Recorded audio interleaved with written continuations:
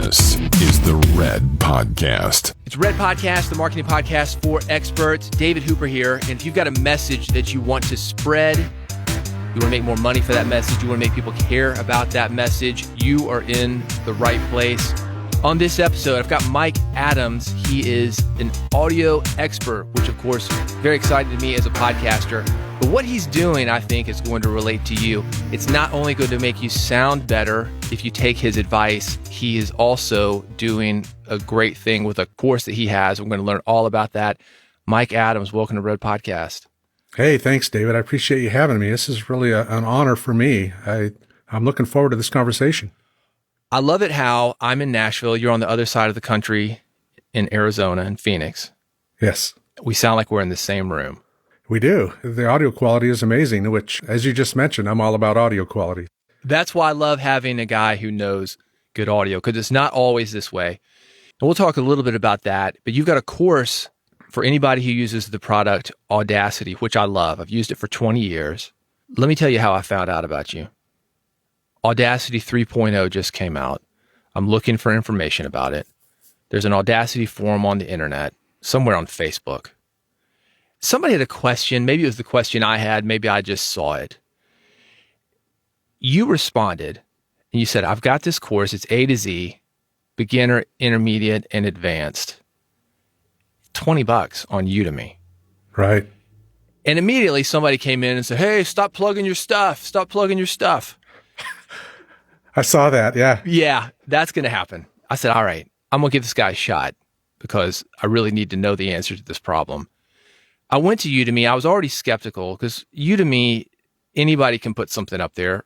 It's almost like interviewing somebody on a podcast. Some guests are great. Some guests are not. You never know what you're going to get.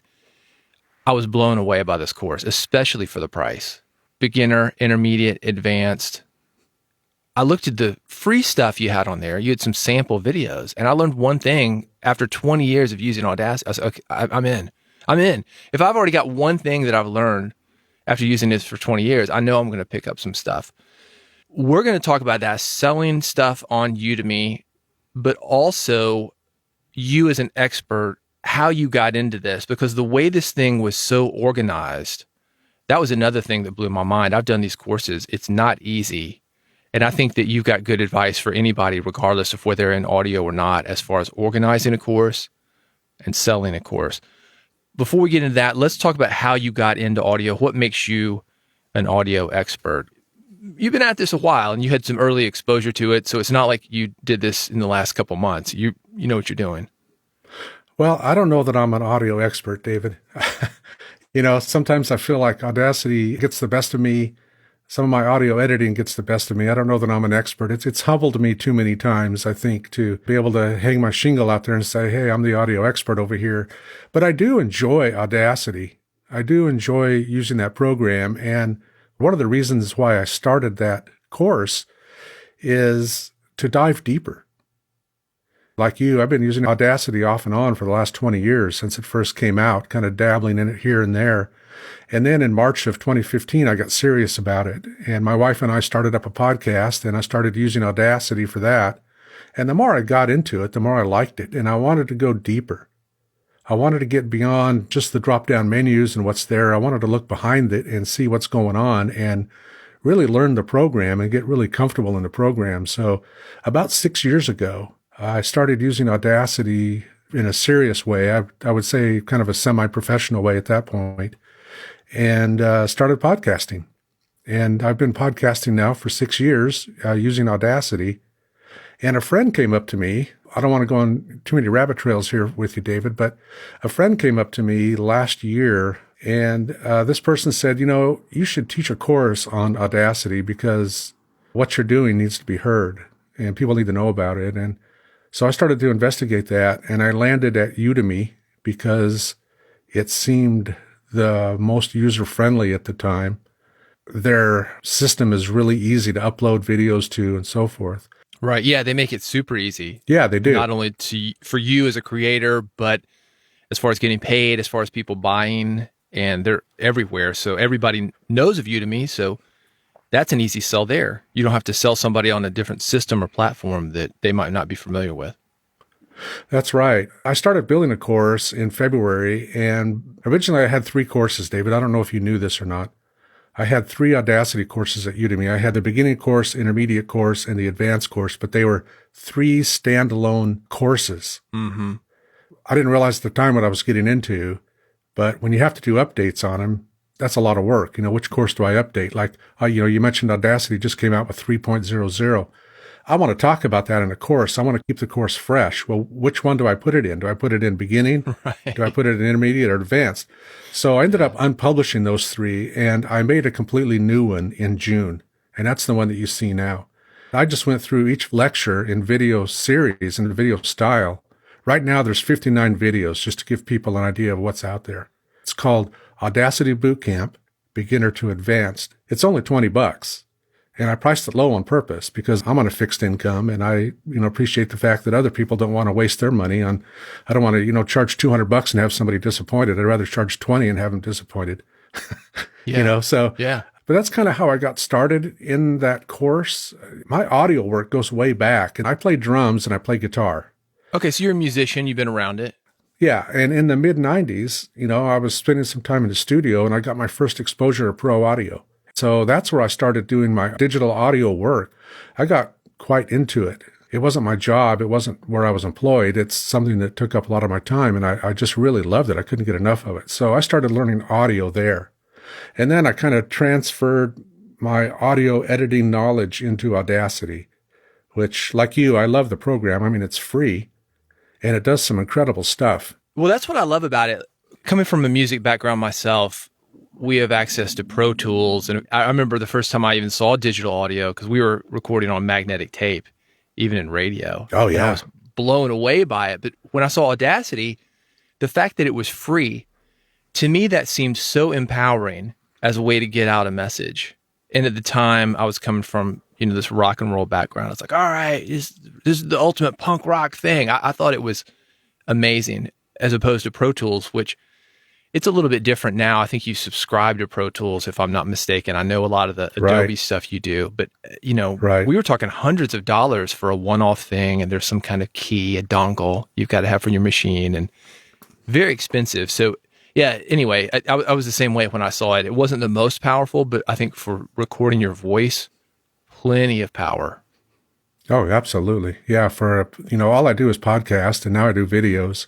It's extremely powerful for what I do. It meets all of my needs and actually goes way beyond what I need. So you had this experience with Audacity and with digital audio. Your friend recognizes that you are experienced. And this is funny because of the very first part of this episode, you're like, well, I'm not really sure I'm an expert. And that's one of the things that I think that we don't realize is we're in the trenches. We know it in and out. We don't realize our own skill.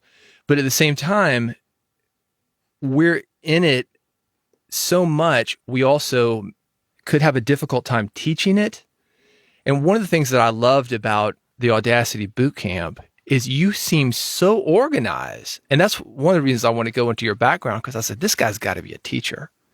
It is so well organized from step 1 to step whatever, 100. There's a lot. And you guide people through, but at the same time, everything is complete. So if I need to learn one specific thing, which is how I got the course in the first place, it's there and it feels complete. I'd love to know about actually putting together this course. You mentioned there were 3 of them originally. So you've segmented this thing from beginner, intermediate, and advanced. But how else did you organize this thing? And has it changed since you started it? Quite honestly, I just sat down and started brainstorming in a little notebook. What would I want to know if I were being exposed to Audacity for the first time? What's important to me? I'm a podcaster. I'm a video producer. What do I need to know about Audacity that will enhance what I do, what I enjoy doing, and what I like doing?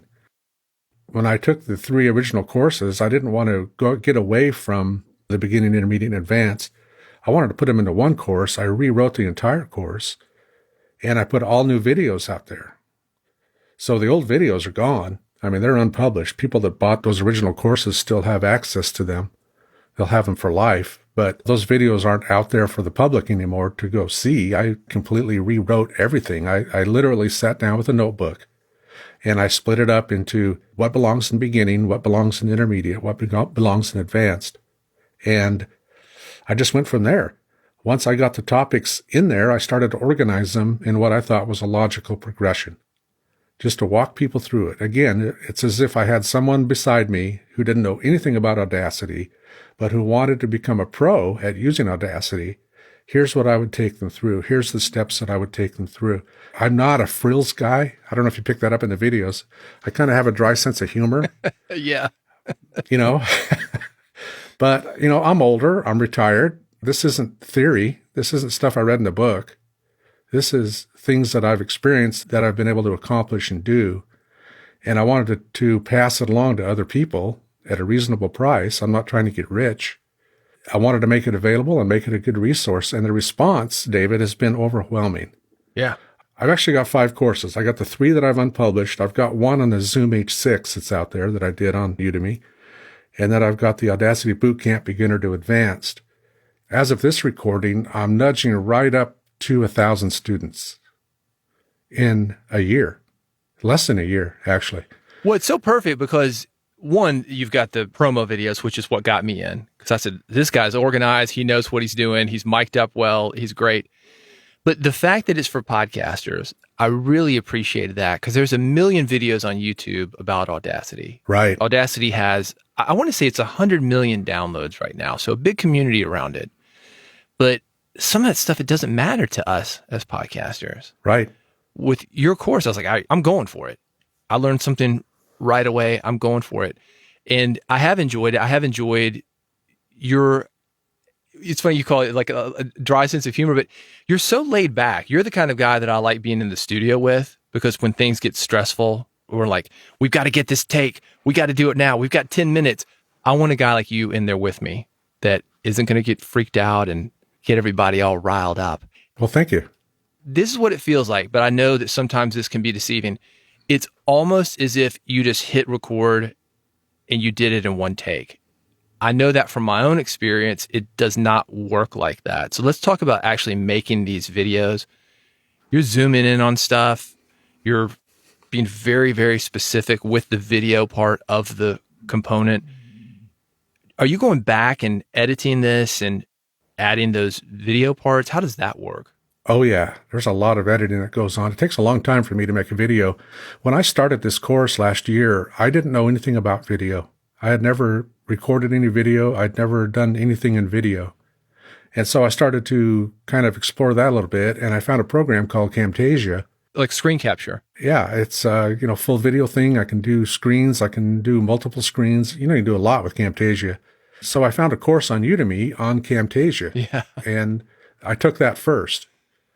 And then on top of that, I started doing those original courses. And so I had the double stress of trying to figure out video at the same time doing the audio. And then how do you sync the audio to the video? That's a huge thing. Yeah. One thing I've learned is you can have a really bad video with good audio and people will watch it. Oh, yeah. If you have a really good video and trashy audio, people are going to turn it off. Well, that happens a lot. And I was going to ask you that because your video looks great. So I'm assuming you learned about lighting. Yes. And yes, obviously you're mic'd up because you do sound great. This is so important. This is a reason for people, even if you are not interested in really learning the ins and outs of Audacity, just that beginner element that you've got in this bootcamp, it's so important because people do judge you on your audio quality. They do. 100%. And that's not just because we're podcasters. Their studies prove that. And I think that's right. I think they're right in doing that. How's the audio? Well, the audio, to me, the audio has to be the best part of the video. Well, the video is really just, I think that if somebody's thinking about doing a video course, you need a video component of what you have because you're showing people something on a screen, press this button, and you really are breaking it down into that element. You're saying, all right, I'm going to zoom in on this. Here's what you're going to highlight. Here's the button that you're going to press. This is how you get the sound that you want. But I think that another thing the video does for you, and this doesn't have to be perfect, all you do need to be well lit, is I think it helps you to bring that, as you say, the dry sense of humor. And I say that laid back personality out because you're sitting there. It looks great, but it's almost like you've got that friend. And what I talked about, your personality coming through, people can get stressed out. and especially with technology, they can get stressed out. I've got somebody that I work with. I call her the oldest podcaster that I know. She's in her 70s. She started at 69. And she tells the story of editing her first podcast. She said it took 8 hours. But she never wanted to be beholden to somebody else editing it because it was going to keep her from getting her message out. She's gotten down to where she could do it 45 minutes or an hour, 8 times faster than it was. And I think that if you think about somebody like that, I always think about when I was a kid, I'd set the VCR for my mother or my grandmother. They had no idea, but I intuitively had it. As you get older, you don't have this. And I think that it's even more important to have somebody like you, somebody who's older, and definitely somebody who's laid back to guide you through that. I think that's a huge service and one of the reasons this course has done so well. So for somebody who's worried about not being like the perfect teacher, I think what you've got without realizing it makes you the perfect teacher. When I first started doing this course and I'm trying to learn video on top of teaching Audacity, that was a challenge because I would start I do all my videos on my iPhone. I have an iPhone 11. I don't have an expensive setup. I just, I push record on my iPhone and I record everything in HD. And when I first started doing this and I'd push record, I'd just kind of freeze, like, okay, I'm recording now what? Right. And, so many outtakes, and I would stop recording if I made a mistake and I'd start over. Over a period of time, I learned just let it record. Just let it go. Yeah, I fix it in post. I fix it when I'm editing. And I record all of my audio into my Zoom H6. And then I import that into Audacity to edit it. And then I import that into Camtasia. And then I sync the audio and the video together at that point. Right. But sometimes that process gets really long because I leave the camera on. If I'm making a mistake or if I forget where I'm going with something, I don't stop recording anymore. Right. I leave that thing on. And so there can be a long time, hours of editing sometimes for a 15-minute video. Yeah. So there's a lot of editing that goes on. You wouldn't believe the outtakes that I have. I've emailed some of them to some friends, little weird things, but it's cheap entertainment if nothing else. But yeah, there's a lot that I leave on the editing floor, that I've cut from this thing. And, but that isn't what the end user sees. Yeah. Well, I would believe it. My last audiobook is 10 hours and some change of finished audio. Meaning, if you went to bed right now listening to me, chances are when you woke up, unless you really slept a long time, I would still be talking. But that's edited down from probably 40 hours. And I'm thankful it's just an audio book, not a video book, because adding the video to that's got to take your time. You said hours. It could be hours for a 15-minute video. Tell me about the philosophy that you have. You've mentioned this a little bit, that you want this to be accessible to people, much like Audacity itself. So I can appreciate that. But this is a lot of work for a course that's $20. I mean, it's amazing to me. It is a lot of work, and I wanted to keep it within people's reach. Like I said earlier, I'm on a fixed income, and I want to make it affordable to other people too, especially in this pandemic thing. I was able to kind of hunker down and do these videos back to back to back, and my wife, bless her heart, really encouraged me to do that. She's got to be understanding because this is a huge project. Oh, yeah. Yeah, it's huge. And it was a challenging time, but it was really a rewarding time as well because, the finished product, I just want to make it available. Yeah. Like you said earlier, there's a zillion videos on YouTube about Audacity. But I wanted this to stand out. I wanted this to be different. I wanted the quality of it to be better. Right. And I wanted the subject matter to be beyond what I hear on YouTube. It's beyond even what I see on Udemy, though. The other paid courses, anybody can put anything up on Udemy. You certainly have reviews. And that's one of the things that I was like, wow, this guy's got 1,000 reviews here, however many you've got. It said bestseller. Yeah. So I knew it was selling something. Although I take bestseller with a grain of salt. I don't know what that means. But after watching the promos, I was inspired by you because it's just so nice to see somebody who cares. I think there's a lot of times in the expert business, we just throw something up there and try to convince ourselves it has value.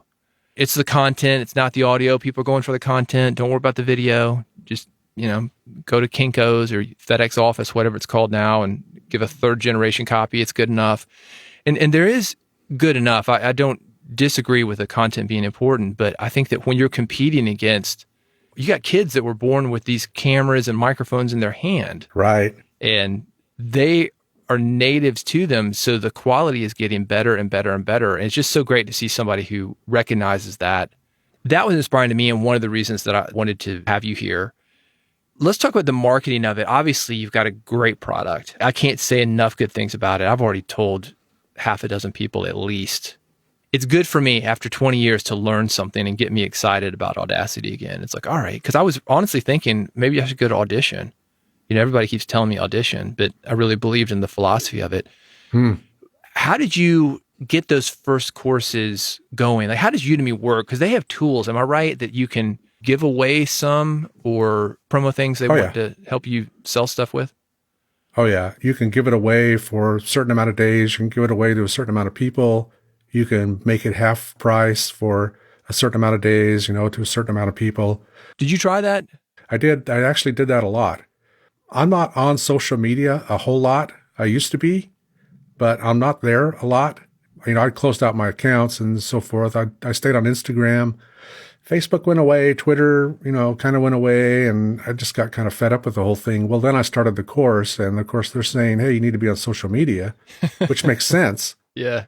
So, I got back on social media. I have a Facebook page now called Audacity Bootcamp, where I'm also putting my videos there. But I started marketing it on Facebook as much as I could, and then on Twitter, back when I was on Twitter, and even on LinkedIn, I started to advertise it somewhat, but most of it seemed to just be word of mouth. And I'm not sure how that happened exactly because, I don't have a lot of friends in the area here that do podcasting.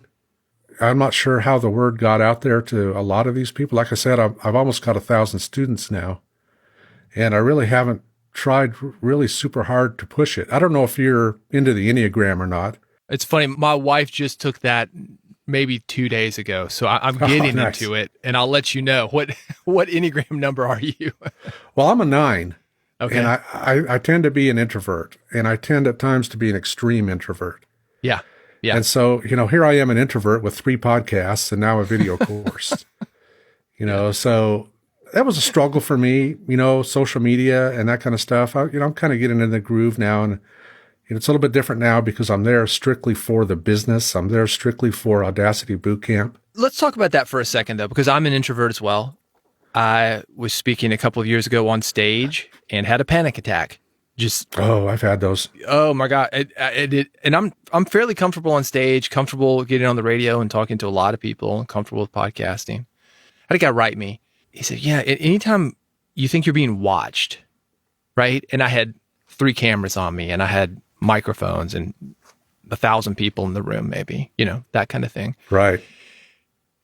Was that something you had to go up against, like the being exposed? That's one of the reasons I like audio more so than video. I think there's a level of comfort there, but you've got audio, you've got video, you're doing social media. As I mentioned, you actually had posted a helpful comment to a lady and said, hey, by the way, I've got this course if you're wanting more. Yeah. And some guy immediately jumped on you. Immediately. And that's what we're up against on social media. Was that an issue and partly why you got off of it? Or talk about how you got around that, because you're there now. Yeah, I'm there now. Well, I just saw the meanness, particularly on Facebook. I got into a hate-hate relationship with Facebook after being on it for years and years. Yeah. And both my wife and I just decided to close out our accounts, and not have that thing to deal with. And so we did. And then, of course, I got back on to promote my course, my Audacity Bootcamp course. And it's different now. It's different because I've got it locked down a little bit tighter. Right. I'm there for one purpose. Yeah. And that's what I do. I don't hang out on there, get notified if someone contacts me, or, I get questions on my Audacity Bootcamp page on Facebook now. And I've had some really good questions and some really good dialogue with people. That's how I'm doing social media now. I'm not there to be social. What about the competition from other audio engineers? One of the things that, and this is probably every industry, you've seen The Simpsons probably, right? With Krusty the Clown. He said, that guy stole my bit. And I kind of think audio engineers are that way. when you get on an audio engineering Facebook group, for example, we'll keep the Facebook thread up. I could say, hey, I just bought this mic. That mic sucks. People will immediately jump on you. This is Audacity for one, and people judge this program. It's open source. It's not Pro Tools, so people already have a bias against it. Are you going against other people in the audio industry? Is that part of it as well? People who are just completely skeptical of anything other than their way of doing things? I haven't noticed that group yet. They may be out there and watching, but they haven't said anything to me. I love it. I love it. Just do your thing. I'm not an audio engineer, and I'm not in an audio engineer group anywhere on any kind of social media, but I'll listen to audio engineers because I want to know what they know. I want to glean their knowledge. I want that because I'm not that. Right. I'm always learning. I always want to be in a learning mode. I'll go find recording studios here and there, with YouTube videos or whatever, and just to sit down and listen to a 30-minute video, watch a 30-minute video on how they're processing audio. Right. On their dynamics processing. What are they doing? I want to know. I want to know beyond what I know in order to pass that along to make it applicable in Audacity and, make it available. So I haven't had any bad dialogue with audio engineers. I haven't had any dialogue with them. It's all been one way from them to me through videos. Right. Maybe that day will come, but it hasn't hit yet. Well, I think for you to have your lane, and we've talked about it, one, it's Audacity. Two, it's Audacity for podcasters. So it's very specific. But the way you're delivering the information, that's one of the things that I really appreciated, that I could go there and learn about the Z key, for example. Little things like that. And I think that's sort of the exciting thing about anything that we can get into, whether it's coin collecting or it's yoga or it's nutrition or whatever. It's like there's always another level.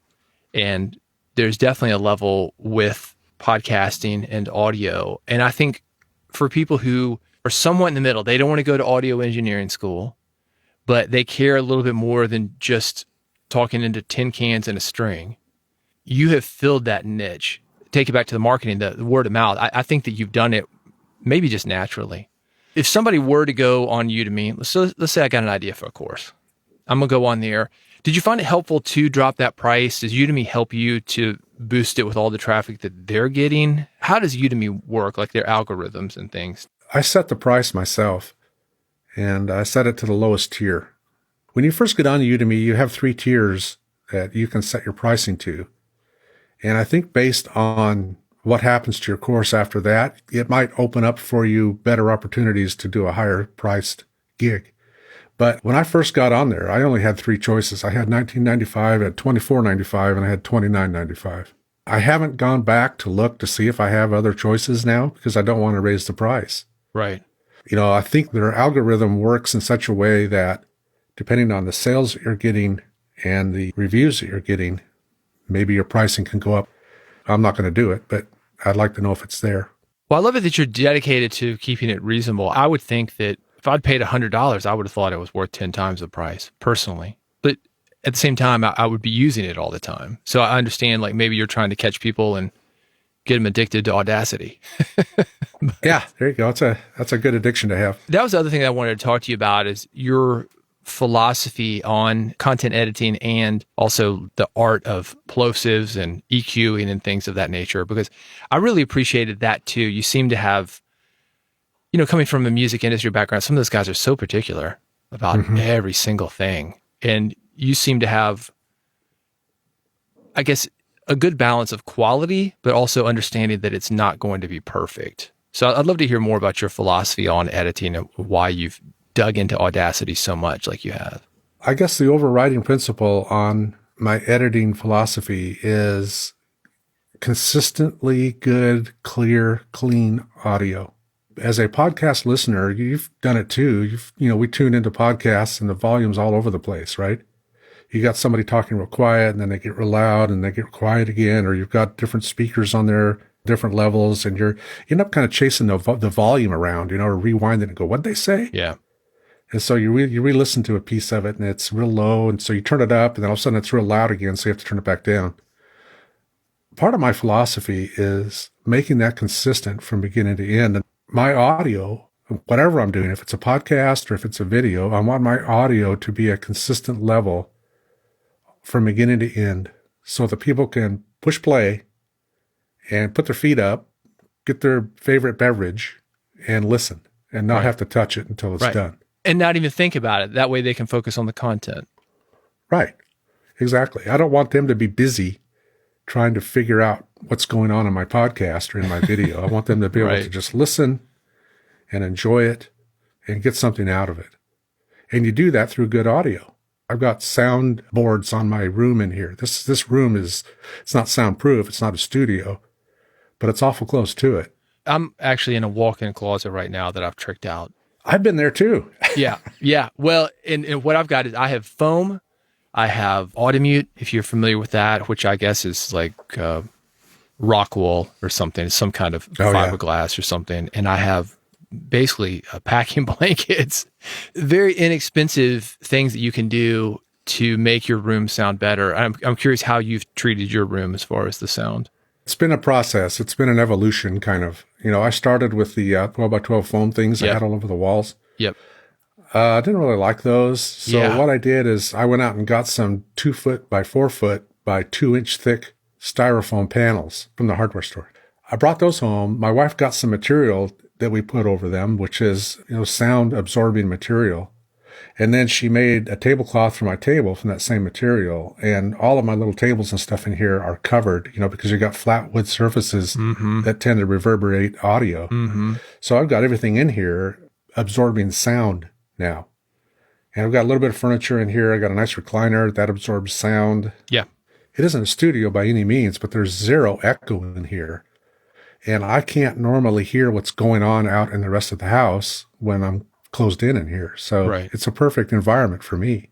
It works. Well, I think that goes back to the attitude of it. Is your sound doesn't have to be perfect, but there are these little things that you can do. And we could go into some kind of soundproof chamber, or you could get a whisper room if you're familiar with those, $8,000, and they build it inside. It's like a room inside of a room. Yes. Might be overkill for your podcast. And do you want to spend hours upon hours in there? But it's like Audacity and the editing we're talking about. There are little things that you can do that make it sound maybe 90% of what you could get doing a lot of things. And it's not a Grammy Award-winning record we're making here. We're making podcast. I like it that you see that balance, because it does need to be a certain level of quality. I'm always curious about people's rooms. I've got an Instagram account, Big Podcast 1, number 1, and I share people's home studios. And one of the things I love about it is some people, I've got a photo of Ira Glass in his closet. Because nice. COVID, that changed a lot of things for people. And you had to start getting creative. And it's one of the things that I think is really exciting, and it probably has helped your course. I don't think we were rolling. I think this was before I started taping, but I was talking about my radio show. Is I'm dealing with musicians that have spoken into microphones and recorded and performed on audio equipment for their entire lives, but they don't know how to engineer a podcast, meaning sit in their closet like we're doing, sit in a room like we're doing. Right. And hook it into a computer. And now everybody has to do that. It's a skill we've developed. I think if there's a good thing that's come from being locked down and not being able to go somewhere, we know how to hook up audio on the internet a little bit better. Yeah, that's true. That is very true. When I first started recording using Cakewalk back in the 90s, I was in a house. People doing vocals were in a walk-in closet in the master bedroom. And I had a 100-foot snake running there, with mic connections. Yeah. And so, I'm really familiar with the walk-in closet thing. That's the best environment sometimes. Do you know the band called Boston? Yes. Tom Schultz, he was making his own amps, had this thing called the Rockman, Schultz Engineering Labs or something. He recorded that record himself. I want to say that it was next to like the boiler or something in his house. It was a closet tricked out. I think he did everything but maybe the vocals and maybe the drums. This is the legend, and there's a million versions of this. But when you said snake, it reminded me. The label did not know this, apparently, and he's taken all this money from the label, not because he wanted to, but they're like, no, you can't do a record for that cheap. He had to show them a 2-inch tape. That's what we recorded on back at the time. And he had a record company truck, a recording module, come park on the street. They snaked it to the boiler room, And then they dubbed the tapes, put it on the 2-inch, and then that's what he turned in. That's a good story. Yeah, you could have 16 million records sold. For somebody who wants to do a course, you've got your expert business, you're a speaker, maybe you got a podcast, but you want to take recorded content that you put out and release, maybe make a course out of it, take that to the next level.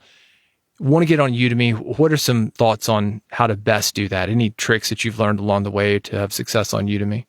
Udemy is a user-friendly group. I like being on Udemy, and nothing's hard there on Udemy. It's not difficult to do. There's a instructor support group that you can get into and ask other instructors what they're doing and pick their brains and find out, questions that come up in your own course. I had some early on. Can I rename my course? I didn't know if I should do that or not. I mean, it's got a URL, right? So how does that happen? And, you go into these groups and these user groups within Udemy and ask your questions of other instructors who've done that as well. And if you can't find it there, you can go to the support and they'll respond to your question, do up a ticket and follow that thing through. It's been a good experience for me. It's so easy to start. All you need to do to start is send them a trial video, real short video. This is kind of what I want to be doing. What do you think of what I'm doing in this video? Good, bad, or ugly? And I'll tell you, my first video that I sent them when I was just opening up my account and starting to get going, it was horrible. Yeah. I look at that thing now and I cringe and I think, I'm going to burn that. It's just, it doesn't belong in the world anywhere. Let's get rid of it. I'm actually surprised that they check out videos because I have seen such just low-level content on Udemy. I know that they do it at the beginning. I don't know that they go back through and follow up on anything, but, they want you to send a test video in at the very beginning. And mine was so bad. But they were just real constructive with it and said, this has got good audio. We can see you clearly. Looks good. I mean, I'm an older guy, right? You've seen my videos. This is all I've got to work with. And so, it's a little bit intimidating at times, but they were helpful. They pointed out some things and said, this is good. Make sure that your audio stays clear. Make sure people can see you. That was at the very beginning. That was before I actually even published my first course. And that's part of the process of getting in. It's very easy to open an account there. It's very easy to get started. So I'd encourage anybody that wants to do it. I'm just going to look at the forum you're talking about. I think learning from other creators, because you find that people get really creative on there and some people have great success. I think it's one of these things like real estate or making money, like 1%'s got more than 99%. And Udemy probably is the same way. A lot of people are not selling and you've got some people that are selling a lot and you are one of those people. Audacity Bootcamp, go see Mike Adams at Udemy. But Mike, thank you for being here. This is amazing. I'm loving the course. I think that what you're doing, not only do you have a great course, but I do think because you are not 20 years old or 30 years old, you've jumped in there. I think it's inspiring for other older creators to say like, yeah, I've got this knowledge that I've gotten from all these years. Let's throw it up there. It is possible. I mean, you make it look easy, but I know that it's not. Well, I appreciate that. And to let people know that if it doesn't seem easy, it didn't seem easy to Mike either, but it got easier as it went along. That's right. Just press record and keep recording. You can edit out your mistakes later. Just keep recording. AudacityBootcamp.com. It's a great time now that Audacity 3.0 is out and some big changes there. I've talked about them on the podcast here and also my other podcast, Build the Big Podcast. Mike, appreciate your time being here on Red Podcast. Oh, man, thanks so much for this invitation. It's been a great time. Appreciate it, David.